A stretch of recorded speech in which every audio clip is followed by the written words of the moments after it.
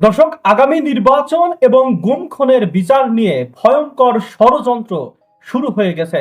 একতরফাভাবে বিএনপিকে জিতিয়ে দিতে প্রশাসন থেকে শুরু করে সবকিছুই দখলে রাখার ভয়ঙ্কর চেষ্টা চালাচ্ছে ভারত এবং আওয়ামী দালালরা। তবে খুশির খবর হলো, জামায়াত ইসলামীকে সমর্থন দিয়ে ক্ষমতায় দেখতে চায় বিশ্বের শক্তিশালী 5টি দেশ। এই 5টি সুপার পাওয়ার বা শক্তিশালী দেশ রয়েছে যারা লোকচক্ষুর অন্তরালে চাচ্ছে আগামীতে বাংলাদেশের মসনদে বসুক বাংলাদেশ জামায়াত ইসলামী। অবাক হচ্ছেন? ভাবছেন এটি কি কোনো ষড়যন্ত্র তত্ত্ব?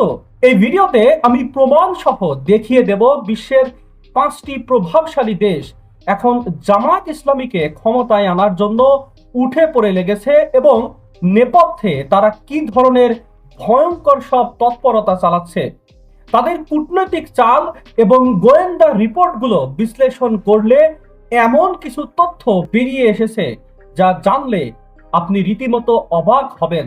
সে সাথে প্রশাসন কিভাবে জামায়াতের বিরুদ্ধে ভয়ঙ্কর ষড়যন্ত্র করছে এবং কেনই বা জামায়াত ইসলামীর প্রার্থীদের একের পর এক মনোনয়ন বাতিল হচ্ছে, সেটাও তুলে ধরবো আজকের এই ভিডিওতে।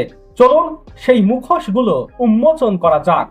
দর্শক, পাকিস্তান, তুরস্ক কিংবা চীনের মতো দেশগুলোর পাশাপাশি এমন একটি দেশ জামায়াতকে ক্ষমতায় দেখতে চায় যা শুনলে রীতিমতো আপনি নিজের কানকেও বিশ্বাস করতে পারবেন না। সেই দেশটি হলো মার্কিন যুক্তরাষ্ট্র তথা আমেরিকা। আপনি হয়তো ভাবছেন যে যুক্তরাষ্ট্র তো সবসময় ইসলামপন্থী রাজনীতির বিরোধিতা করে, তাহলে তারা কেন জামায়াতকে ক্ষমতায় দেখতে চাইবে? কিন্তু রাজনীতির মাঠে কোনো কিছুই চিরস্থায়ী শত্রুতা বা মিত্রতা হয় না। এখানে সবাই নিজের স্বার্থটাই দেখে। আপনি যদি সাম্প্রতিক সময়ে বেশ কিছু ঘটনা প্রবাহ লক্ষ্য করেন তবে দেখবেন ইউরোপীয় ইউনিয়ন সহ পশ্চিমা বিশ্বের কূটনীতিকরা জামায়াতের আমিরের সাথে যেভাবে বৈঠক করছেন তা বাংলাদেশের অন্য কোনো রাজনৈতিক দলের ক্ষেত্রে দেখা যাচ্ছে না। যুক্তরাজ্য, জার্মানি, ফ্রান্স প্রত্যেকটি দেশের হাই কমিশনাররা জামায়াত নেতাদের সাথে সাক্ষাৎ করছে। আর এই সব কিছুর কলকাঠি নাড়ছে মার্কিন যুক্তরাষ্ট্র। ভারতের নীতি নির্ধারকরা এবং তাদের মিডিয়া এখন জোর গলায় বলছে যে বাংলাদেশ জামায়াত ইসলামীকে মূলধারা রাজনীতিতে এবং ক্ষমতার কেন্দ্রবিন্দুতে নিয়ে আসার পেছনে মূল কারিগর হলো আমেরিকা।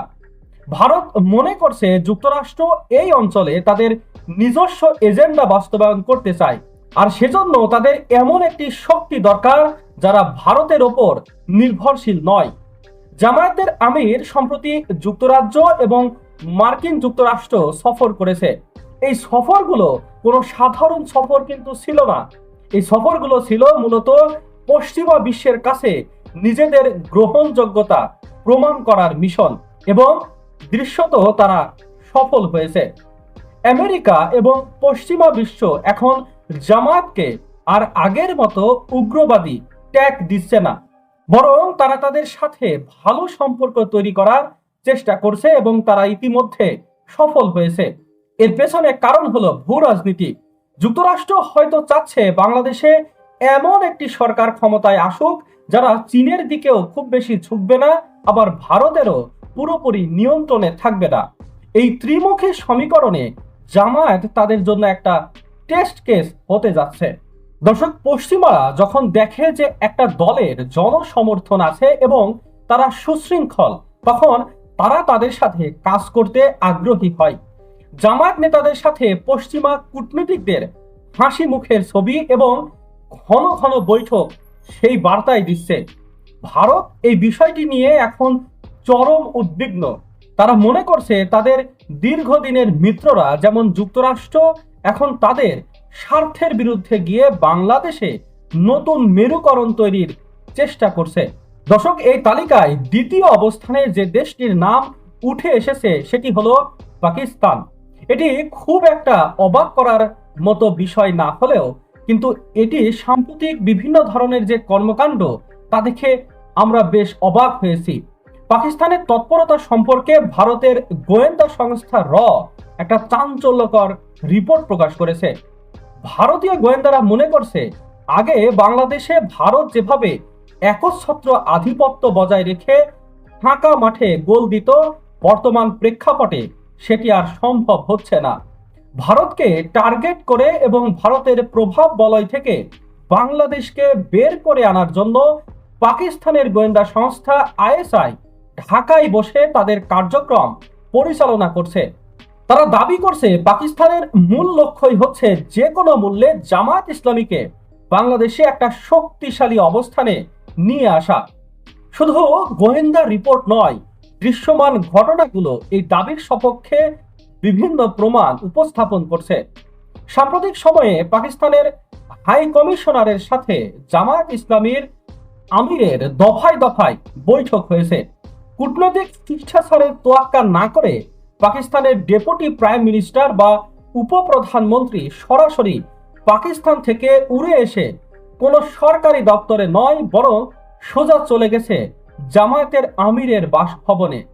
চিন্তা করা যায় যে একটা দেশের উপপ্রধানমন্ত্রী যখন বিরোধী একটি দলের নেতার বাসায় গিয়ে বৈঠক করেন, তখন বুঝতে বাকি থাকে না যে তাদের এজেন্ডা আসলে কতটা গভীর। পাকিস্তান চাচ্ছে আগামী নির্বাচনে জামায়াত যেন ক্ষমতার কেন্দ্রে থাকে, যাতে এই অঞ্চলে ভারতের কোনো প্রভাব আর থাকে না।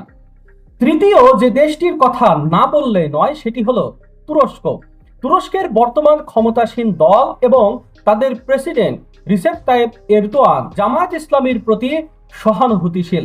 যখন বাংলাদেশে যুদ্ধ অপরাধের বিচার এবং জামায়াতের নেতাদের ফাঁসি কার্যকর হচ্ছিল, ঠিক তখন তুরস্কের একটি সরকারি দল অর্থাৎ একে পার্টি রাস্তায় নেমে সরাসরি এর বিরুদ্ধে প্রতিবাদ জানিয়েছিল।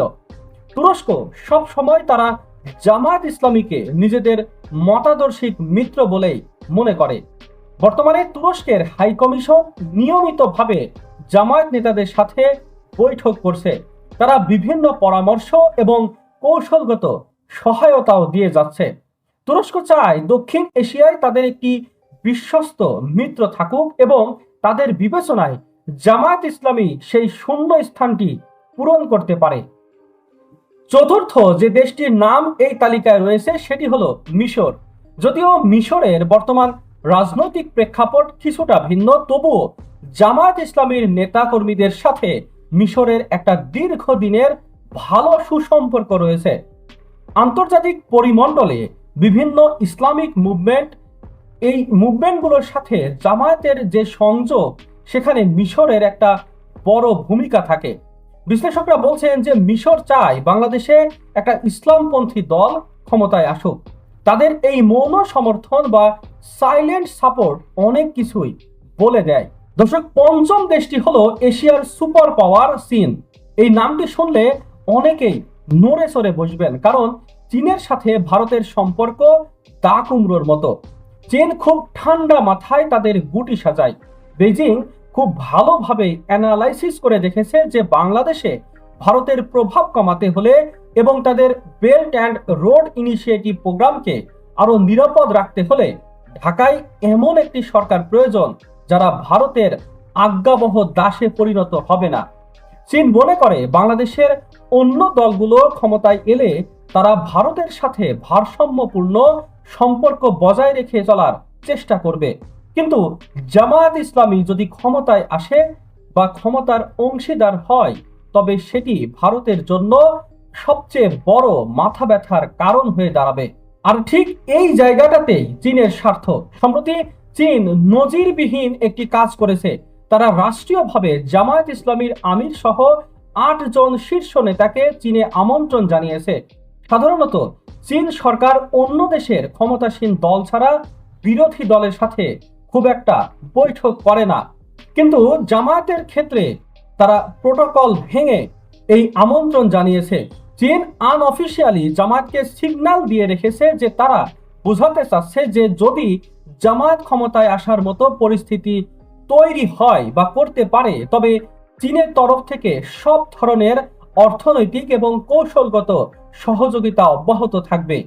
চীন মূলত ভারতের বিরুদ্ধে শক্ত একটি দেয়াল হিসেবে জামায়াতকে ব্যবহার করতে চায়। দর্শক, 2026 সালে নির্বাচনকে কেন্দ্র করে এই আন্তর্জাতিক খেলা আরো জমে উঠেছে। এই পরাশক্তিগুলো শেষ পর্যন্ত কি তাদের লক্ষ্য পূরণ করতে পারবে, নাকি এই খেলায় আবারও নতুন কোনো মোড় আসবে, সেটা এখন সময়ে বলে দেবে। তবে একটা বিষয় নিশ্চিত, বাংলাদেশের রাজনীতিতে জামায়াত ইসলামী এখন আর একা নয়, তাদের পেছনে রয়েছে বিশ্বের বাঘা বাঘা সব শক্তির অদৃশ্য হাত। দর্শক, এদিকে মুখে বলা হচ্ছে যে লেভেল প্লেইং ফিল্ড, আর কাজের বেলায় একেবারে উল্টো হচ্ছে। বাংলাদেশের নির্বাচন কমিশন কিভাবে বিএনপির পক্ষ হয়ে কাজ করছে তা এবার নগ্নভাবে বেরিয়ে এসেছে। একদিকে প্রশাসন জামায়াত ইসলামের প্রার্থীটা বাতিল করছে, অন্যদিকে বিএনপির প্রার্থীরা দিচ্ছে নানা ধরনের হুমকি, তবুও প্রশাসন চুপ। এই নীরবতা সম্মতিরই লক্ষণ। প্রশাসন হয়তো বিএনপিকে ফ্রি লাইসেন্স দিয়ে দিয়েছে, যা খুশি করুন। যে প্রার্থী নির্বাচনের আগেই ভোটারদের এলাকা ছাড়ার হুমকি দেয়, সেই নির্বাচিত প্রার্থী যদি নির্বাচিত হয়, তাহলে আপনাদের ভিটে মাটি দখল করবে না, তার গ্যারান্টি কে দেবে? প্রশাসন নির্বাচনে জামায়াতকে অসহযোগিতা করবে, এটা নিশ্চিতভাবে বলা হচ্ছে। আপনারা যারা ভাবছেন যে পুলিশ বা প্রশাসন এখন খুব নিউট্রাল বা জামায়াত নেতাদের স্যার স্যার বলে সালাম দিচ্ছে, তারা আসলে বোকার স্বর্গে বাস করছেন। এই সালাম বা সম্মানের আড়ালে চলছে এক গভীর হিসাব নিকাশ। মাঠ পর্যায়ের বাস্তবতা হলো, প্রশাসনের একটা বড় অংশ মনে করছে এবং মনে প্রাণে চায় জামায়াত ক্ষমতায় না আসুক। কেন চায় না? এটা কি শুধুই আদর্শিক কারণে, নাকি এর পেছনে আছে কোনো বড় ঘটনা? দর্শকের পেছনে আছে পকেট বাঁচানোর তাগিদ। এখন আমরা দেখব থানা থেকে সচিবালয় পর্যন্ত কেন সবাই জামায়াত ভীতিতে ভুগছে। মাঠ পর্যায়ে আসলে কার আধিপত্য চলছে? যারা গত 15 বছরে আলিশান জীবন কাটিয়েছে ঘুষের আর দুর্নীতির টাকায়, ঠিক তারা কি চাইবেন জামায়াতের মতো এমন কোন দল ক্ষমতায় আসুক যারা এসে বলবে ঘুষ খাওয়া যাবে না, হারাম খাওয়া যাবে না? জামায়াত ক্ষমতায় আসা মানেই হলো এদের অবৈধ আয়ের পথ চিরতরে বন্ধ হয়ে যাওয়া। তাই তারা মুখে জামায়াত নেতাদের সম্মান দেখালেও অন্তরে তারা এমন কাউকে চায় যা তাদের এই লুটপাটের সিস্টেমটা চালু রাখবে। আর সেই অপশন হিসেবে তারা এখন বিএনপিকে বেশি নিরাপদ হিসেবে বেছে নিয়েছে। দর্শক, এই ভিডিও সম্পর্কে আপনার কি মনে হয় জানান কমেন্ট বক্সে। আজকের মতো এখানেই বিদায় নিচ্ছি, দেখা হবে নতুন কোনো ভিডিও নিয়ে। ততক্ষণে ভালো থাকবেন, সুস্থ থাকবেন আর দেশকে অবশ্যই ভালোবাসবেন। ইনকিলাব জিন্দাবাদ।